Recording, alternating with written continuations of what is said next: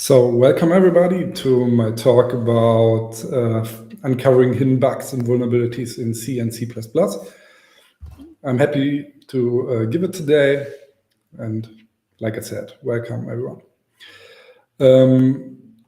A few words about myself. For the beginning, my name is Jochen. I'm a senior software developer here at Code Intelligence. I have a master in computer science. My background is mostly from the backend and web development side.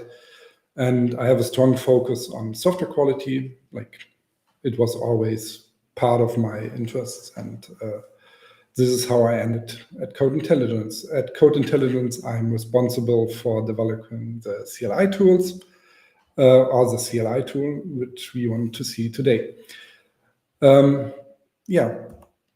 So our today's topics are like an introduction into fuzzing, so everyone is on the same page. We know what we are talking about, some basics, keeping it short. And then I will talk briefly about our tool, our CLI tool. We call it CI Fuzz CLI, and what it can do for you to get easy access to fuzzing. And then I will demonstrate it. The commands we have and how it works, and setting up a project and finding our first bugs and vulnerabilities maybe. So what is fuzzing and why should we fuzz? Why it's pretty popular recently, and a lot of bugs were found with it.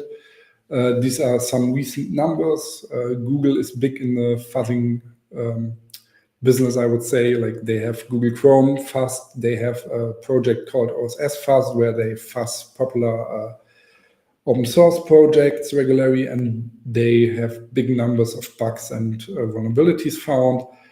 Mozilla is also fuzzing, Microsoft, Linux, all the big players are doing it. And beside the number, there are already not only a lot of bugs, also severe bugs. For example, you can find Heartbleed easily with fuzzing. It wasn't found with this, but it's easy. For example, Shellshock and Bashtor, a lot of the vulnerabilities included in that were actually found by fuzzing. And there was a research project, and where they fuzzed Adobe Reader for 50 days and found 50 CVEs. So I think these numbers are pretty telling how much you can achieve when using fuzzing. So what is fuzzing? It's a term, I would say, established around the 90s, 89 to 90. Was it first coming up under these names? Actually, the idea is way older. The basic idea is putting your system under test, with feeding it with random inputs and see how it crashes. And the idea is pretty old, as I said, and what it makes it different recently, or what makes it more appealing to just put random inputs, is the improvement that were made in the recent years. And this is called coverage-guided mutation-based fuzzing, where the idea is that you don't just create random inputs without knowledge about the application and everything. It's like you see how the application behaves under test with specific inputs, and then you generate new inputs based on this information. For example, that can be simple bit flipping. It can also genetic algorithms to have more specific things going on. And the very important thing here is that you choose the inputs or select the inputs and mutate them based on what you see in the application. So the big step is that actually you watch the application. This can be with coverage instrumentation, that you collect coverage information during your fuzzing runs, or it can be that you hook into some operators and see how that behaves, or if there are like some magic strings or numbers used, and if this is like giving you more insight into the application. So another picture to make it a little bit more visual, what changed. On the left side, the black box is how fuzzing was done before. Basically, you generate a lot of inputs and hopefully you find a bug or a vulnerability, but you don't have any knowledge about the inner structure of the application under test or the system under test. And of course, it will result in a bug maybe or in a crash, and you have some insights about these bugs, but it's really not like you know what's going on in the application, or the fuzzer doesn't know what's going on in the application. And the more modern approach with coverage-guided fuzzing is that you like have insights in the system under test, and that you can mutate, or the fuzzer can mutate the inputs accordingly to this knowledge. And you can compare to a maze where you have like a map or a rough idea how it goes. And then it's more likely that you find not all, but maybe way more bugs or vulnerabilities than with a black box approach. How this looks in like a modern fuzzing system will this chart explain. We have in the middle, we have the fuzzer. It's the main driver of this whole system. It mutates the inputs and feeds it to the application. And on the right side, we have the system under test. And it's important for the modern approach that it's instrumented. We have usually it's called fuzz target or fuzz test. This is the functions that receive the mutated inputs from the fuzzer and then call your code under test or your application under test. You can it's the same way you would do it in a unit test. Like you call your function with inputs. The difference is that these inputs are way more, and they are mutated. They are based on insights gathering the fuzzing run. And this is why it's recommended to have the source code for the instrumentation or for insights. So what comes out of the system under test that's instrumented is the coverage data, and like I mentioned, also stuff that you gathered with hooks like compares or magic radius. And this is feeded back to the fuzzer that then decides how to continue the mutation. For example, if there's an input that is interesting because it's covered new, or it's make new paths through the application available to the fuzzer, then it's an interesting input. And the fuzzer will save it in the generated corpus. This is what we see on the left side. And also when the fuzzer starts, it uses inputs that were saved in the generated corpus. And also in the seed corpus. So if you want to give your fuzzer some hints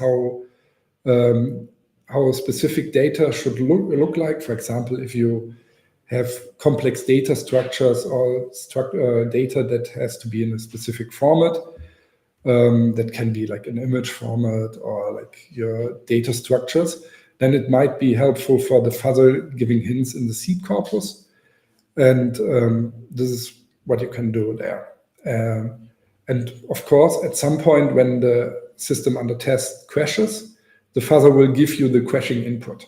So you can use it to reproduce the crash. Yeah, this is like the basic components. And like I mentioned, it's really like the important thing is that we gather information from the system under test to really see which inputs are valuable inputs, the ones that end in the generated corpus. And yeah, so far for like the components of a modern fuzzing system. And what the fuzzer does is he offers ways through your application, like to all the switch statements and loops and everything. Like he tries to find, with help of the coverage instrumentation, like a way through your application. But to really trigger a bug on a vulnerability, you have to use sanitizers. And here are like 4 very common C++ sanitizers, like the address sanitizer, memory sanitizer, undefined behavior sanitizer, or threat sanitizer. In general, you can use them even without fuzzing, but if you imagine that you have them with fuzzing and the application finds a way to reach code that is triggered by the address sanitizer, for example, it's way more valuable here. And we can take a little look at the how the address sanitizer works, for example. The idea here is that that it replaces the malloc and the free function of your library and of your standard library, and makes some, it's called poisoned areas around the memory you want to allocate. So, for example, if your application at some point try to access the red areas in your system memory, then the address sanitizer will like throw an exception of like a failure, an error actually. These sanitizer usually slows down your application sometimes significantly. So this is a reason why you wouldn't use them like in a normal scenario, but for fuzzing, where it's the goal to find these kind of bugs, and we will see later on what kind of bugs you can actually find with a different sanitizer, it's something you should do. And they really like super optimized. Like the async sanitizer, there's a lot of work went into the overwritten functions to make that really performant. But it's still, I think, for the async sanitizer, it slows down by half. So yeah, and the next slide we will take a look what kind of errors you can find. On the left side we have all the sanitizers, like the address sanitizer. It's usually good for finding different type of overflows or use after return free scope errors, or in general memory leaks. The memory sanitizer finds use or like reads from initialized memory. The threat sanitizer is good for like data races, deadlocks, this kind of stuff. And UBSAN usually finds the undefined behavior things that can be out of bounds with arrays and bit shifts, stuff also your compiler can find, but a little bit more, going into the deep. And then on this side, you have like the stuff you find with sanitizers. On the right side, we have these stuff that is like plain crashers. Like maybe your fuzzer finds something that is not triggered by the address sanitizer or a sanitizer in general, but it's like really a plain crash where your application would have crashed. This can be fine. Then there's also detection for like infinite loops, when the application slows down, when into timeouts, when memory get exhausted. Stuff like this can also be found easily, or way better with fuzzers.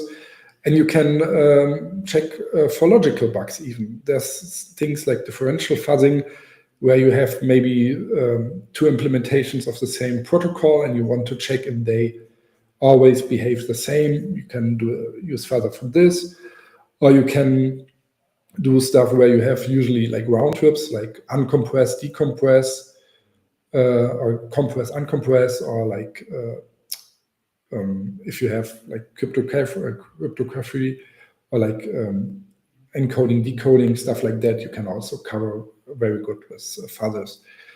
And this leads to the next points where you see what are usually good applications or libraries you can that are good targets for fuzzing anything. So in general, everything that consumes untrusted data, or rather complicated data.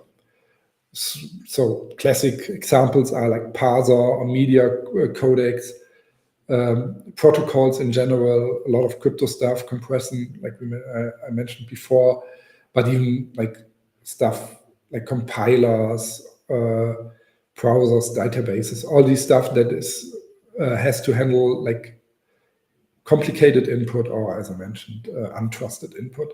These are very good use cases for fuzzing. So these were like the basics of fuzzing. If there are any questions, I can answer them later. So what is our goal with CI Fuzz, the tool we are actively developing here at Code Intelligence? Usually fuzzing requires a lot of setup and knowledge about how to use these fuzzers, and it's not super convenient to get started there. And the goal with CI Fuzz is to make it easier for you. And in the end goal, it should be as easy as writing unit tests. Everyone, or most of you, should like be familiar with writing unit tests.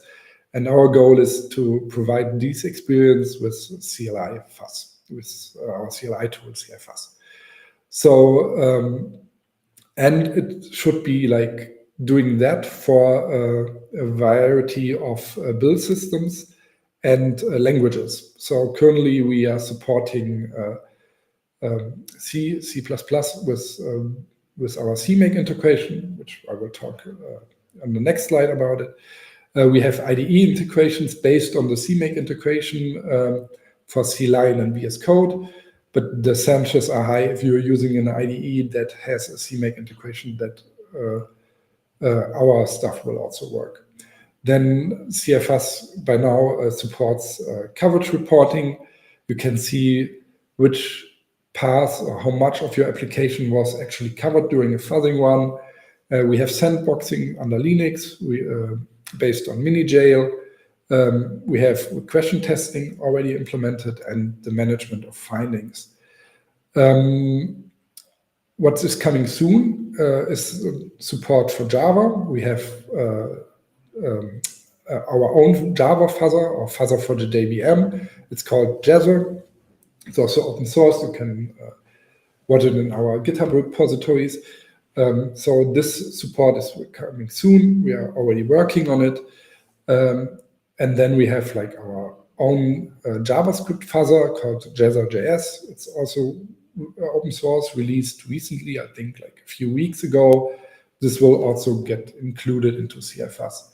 And then stuff like out-of-the-box debugging or the connection to our SaaS solution, if you want to like doing continuously fuzzing your applications inside your CI/CD pipelines. This is also coming soon in CI Fuzz. So today we will focus a little bit on the CMake integration parts, but just for you, good to know is that we have also ways to fuzz C++ project without CMake. We are supporting other build systems by providing a build script that you can use.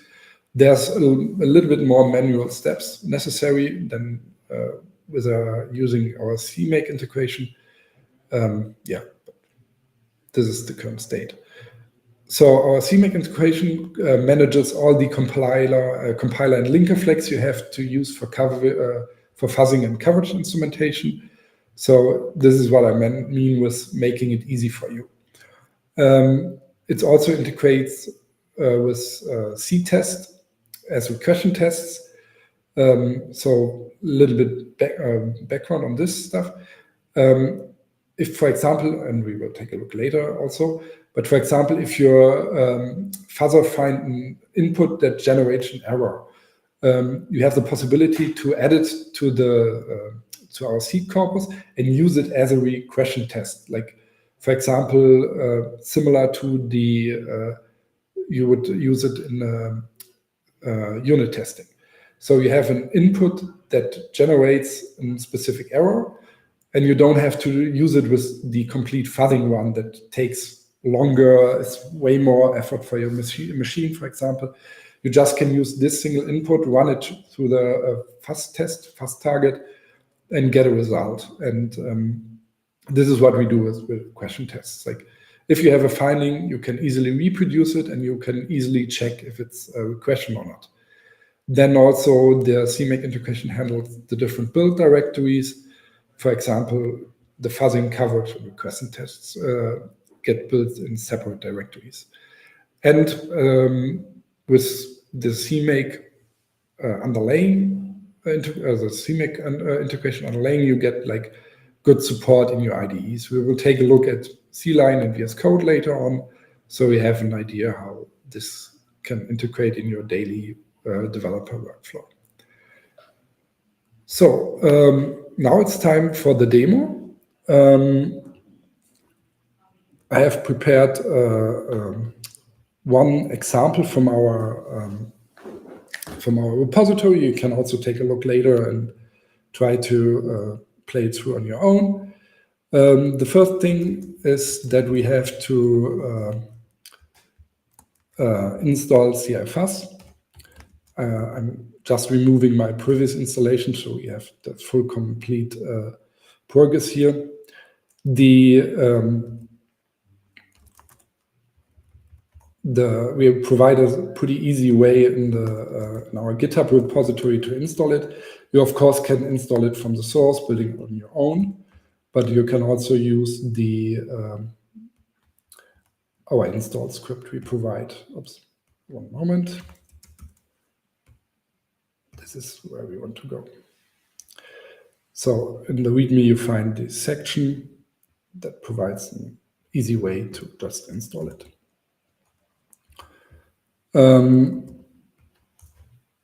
So we wait, the installer is downloaded. It's choosing the right installer for your operation system.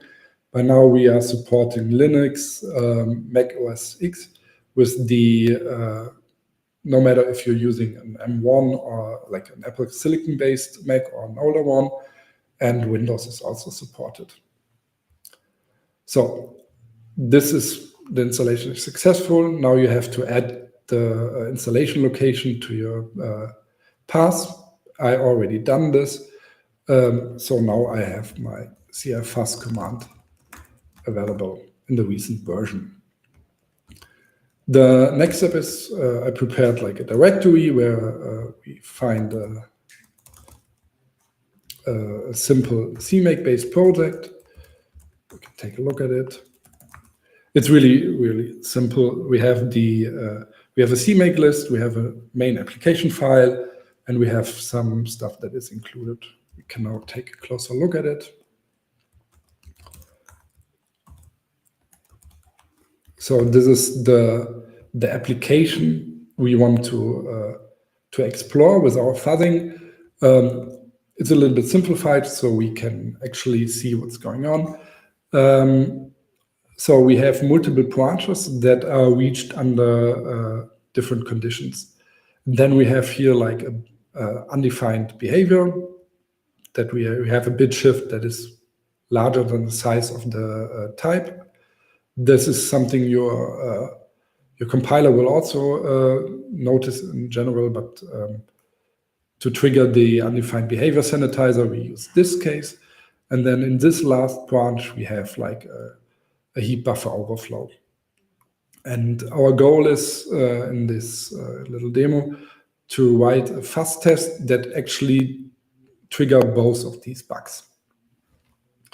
So currently, our main application is just calling the explore me function, and our CMake list file looks like this.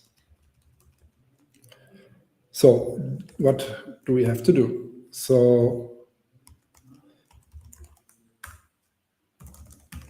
the first step is to initialize the project.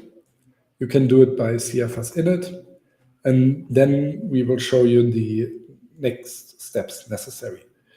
So in this case, we have to include our CMake package and enable fuzz testing. This is stuff that were installed by the installer we saw before. So we enable fuzz testing. And what this step also does is it creates a CI Fuzz YAML. This is our configuration file.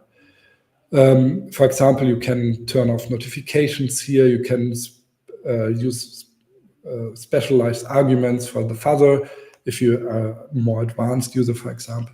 Or you can just turn off the sandbox, or you can configure your build system, or like I mentioned before, if you have like not CMake using, you can also provide a build command here.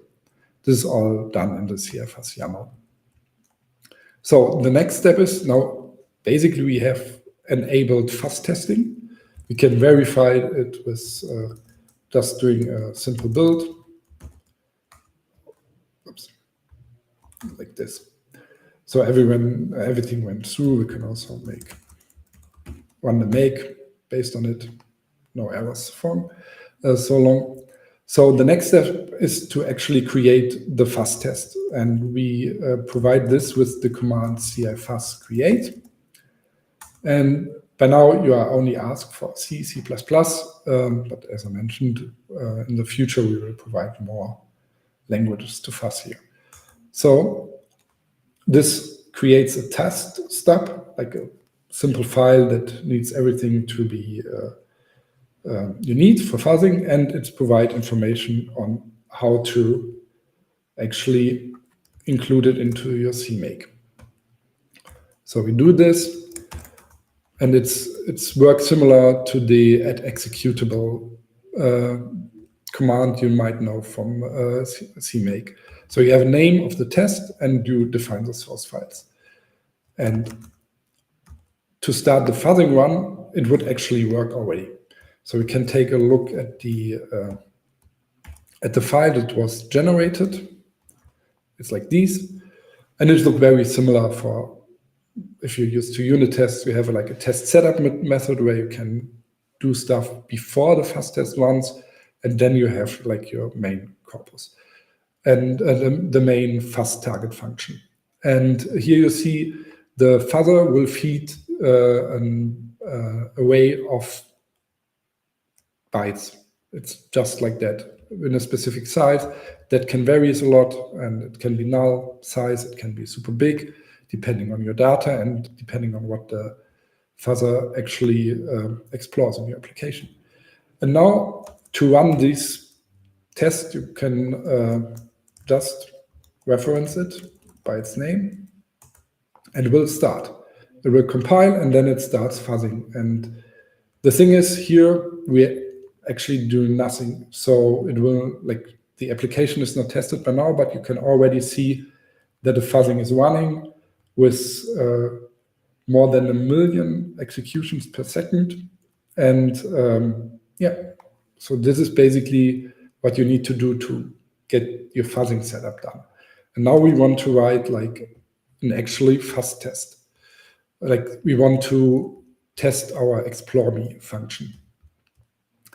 So what we have to do is a recommended step is using the fuzz data provider. It helps you a lot for casting the byte array, the byte buffer, to something you can actually use. So in our case, we need fuzz data provider. We call it fuzz data, and we initialize it with data and size. So if we take a look at our explore me function, it takes 3 params, 2 integers, a and b, and a string c. So this is what we need. We need an int, and we take it from fuzz data, and it offers easy functions to get like the different data types. So we want an int here. And then we need the same for b. And then we need a string c, and we can get it from the fuzz data provider too by consume remaining bytes. This means everything the fuzzer generates beyond the 2 integers is used as a string in the array. And now we can actually call our function. So we need the include here.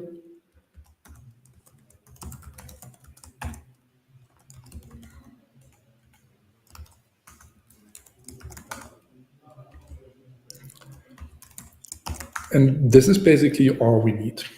So if we now start the fuzzing run again, I made a mistake.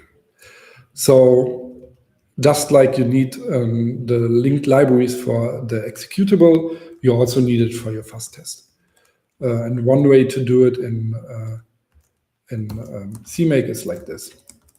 So, but if you're familiar with CMake, this should be no surprise for you. Another mistake.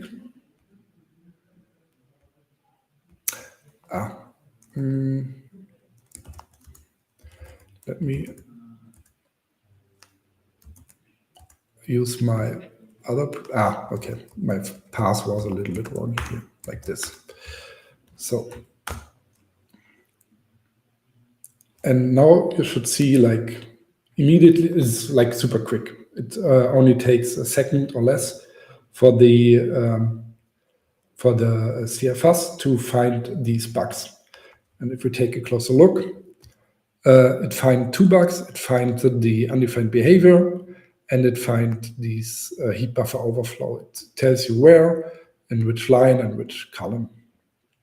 It took like 1 second, and we have like 13 new seeds on that. Yes. So the what we now can do is taking a look at the findings. We provide a command that is called fuzzing, finding, and it lists them all, the findings in the code, and then you can, for example, take a closer look to them. Here we have the undefined behavior. It really like prints you the stack trace, the specific error, where it happened. And the same thing is possible for the, of course, for the heap buffer overflow. And here you get like even more information because the address sanitizer provides you detailed information about the where the error happened in memory and what was like going on there if you need more advanced debugging. And you can see like the question input that produced it. Then one thing you can do from here, these are the basic steps you have to perform to get actually a fuzz test running on your machine. Usually, if you started with your application, you will have like really soon the first findings, but sometimes it can take a while. Like this is an example. This is why it only took like a second to find. But there are deeper hidden bugs and vulnerabilities where you actually need to run it like hours or days on constant fuzzing, depending on your application and the data and everything. So this is why we recommended executing it also in your CI/CD pipelines. So the next thing you can do from here is that you watch the coverage report, like that you take a look which of your code was covered. For example, also with naming the fuzz test. And we support different formats, like you can do it in alcav or HTML, whatever you want.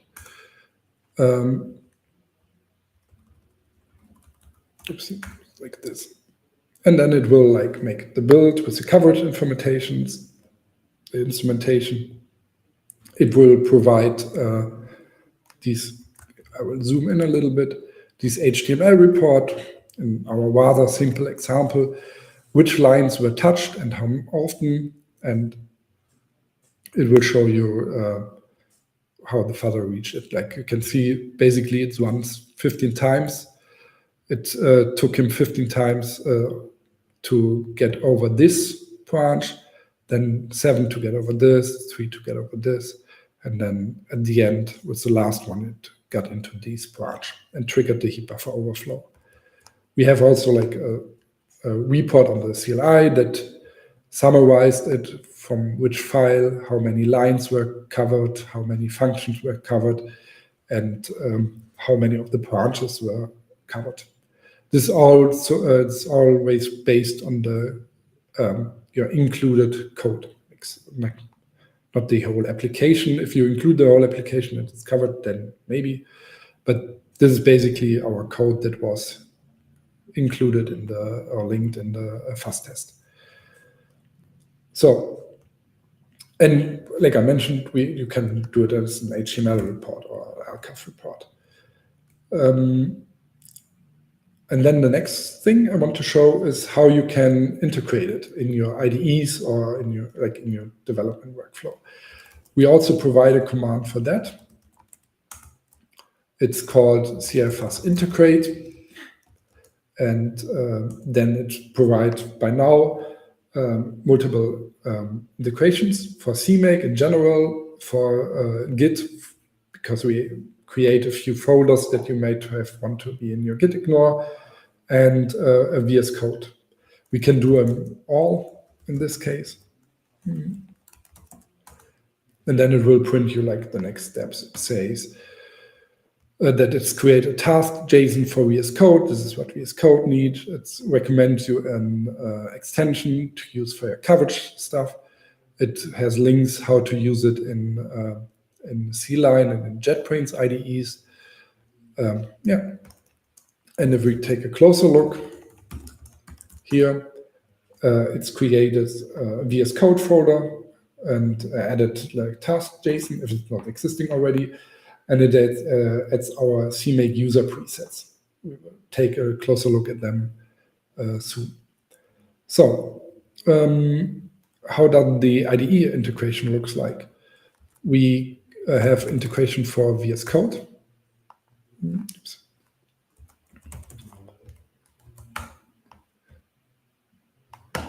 I hope this is readable.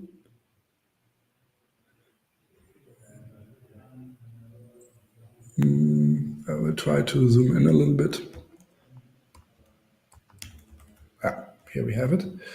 So this is the same project we worked on, and now you can see we have like the different build types provided by the user presets. So you can do a coverage run, or you can do a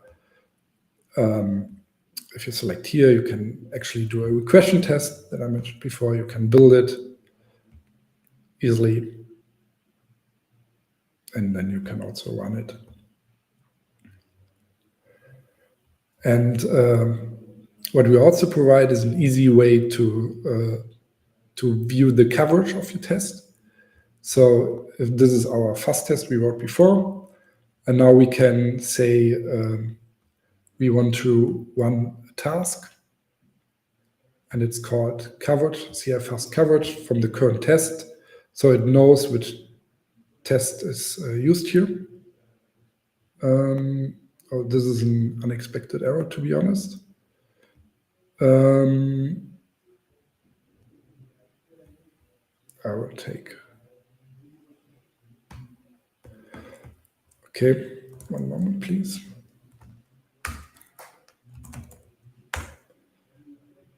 I think there were some environments variables missing.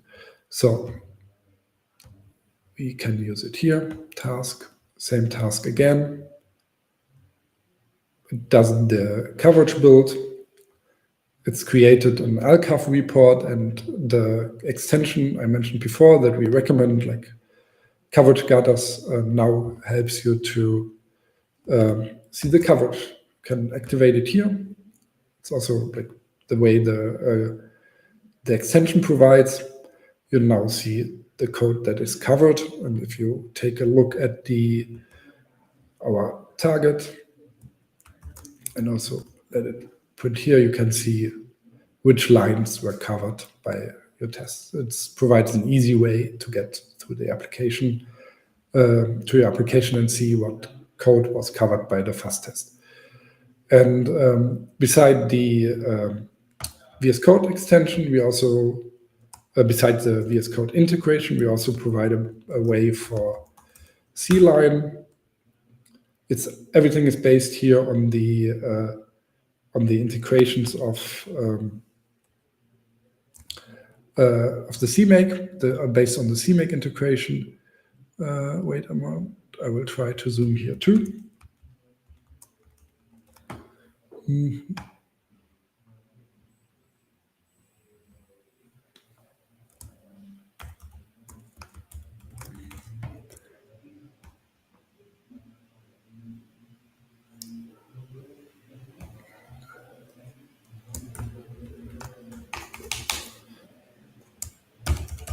Here we have it. So in CLI, we were able to have a little bit deeper integration. You can actually run this fuzz test as a regression test by clicking this play button. You might be familiar with it from your regression tests. And you see here, it's runs through, shows you the outputs and the path covered. This is the output from the Explore Me. What you also can do here, all based on the little play button, is that you can run the coverage run here. We provide a way to integrate it in CLI as well. So you see the whole fuzz test is covered, and of course our Explore Me CPP file is also covered completely. And then here you can also start debugging. So if we want to have a breakpoint here, for example, you can just run it with the play button, and then you actually have your runner going. And you can see it's using the inputs from the seed corpus, from the findings before. So some values here that might be generated from a previous fuzzing run for the finding. So this is basically our IDE integration. Like I mentioned, if you're using another IDE that is also supporting CMake, the chances are high that you can use the presets we provide and do all the stuff you are used from CMake here too. So this was it basically from our example project. If you have like real life project, it's not completely different. For example, we provide also these demo projects with a current state where we had find vulnerabilities and bugs in our repositories. And the stuff that was done here to, for example, DINT is a barcode parser to provide a fuzz test here. It's the same. Like you get your data input in your fuzz target, you feed it into the application under test. And the CMake stuff is similar. We have these CMake list here. And you see, we add a fuzz test with the function provided by our CMake integration. We link send into it. We give some include directories, and it's basically working. So with an existing project that already have these like libraries, like here, Zint already had a CMake target building this library. It's super easy to make sure that everything gets linked correctly, and it's easy to start from here. So this was it for the live demo. Some closing words about some tips for the start. If you actually want to get started with fuzzing and using our tool, then I want to provide you some good starting points or things you should have in mind when starting writing your first fuzz tests. So one thing is try to optimize for coverage, because the idea is that the fuzzer is able to explore your application, like making different parts to your code. And there can be scenarios where it's like hard for the fuzzer to come up with the specific data structure it needed or with the specific magic values that you compare at some point. So if there's a way to provide it to your fuzzer during with the seed corpus, do it. It helps a lot. And then another important thing is that your fuzz test, and the same is also true for your application, should be deterministic, stable, fast, and with like not wasting a lot of resources. The thing is, to be effective for fuzzing, it needs a lot of runs. Like you saw, like we had executions per second that should be like multiple thousand times per second. And to achieve this, it's important that you're not wasting resources. So try to minimize the file system access, try to minimize requests going out, try to be like having it deterministic, meaning that you're not having a state. Every fuzz run of every input should be starting with a new state. If it's not possible for your application, there are ways to manage this a little bit more.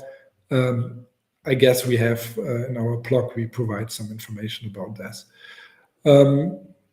Yeah, and then what we did in the example, use the fuzz data provider to make sure that you have like consumed the right types and everything. And yeah, these are tips to get started. Beside that, feel free to reach out. Our repository is open for contributions, for issues. If you have feedback, question, really feel free to reach out to us. We will be happy to help you. And with that, I'm finished with my talk. If there are any questions I can answer, I hope. I'm happy to do it now.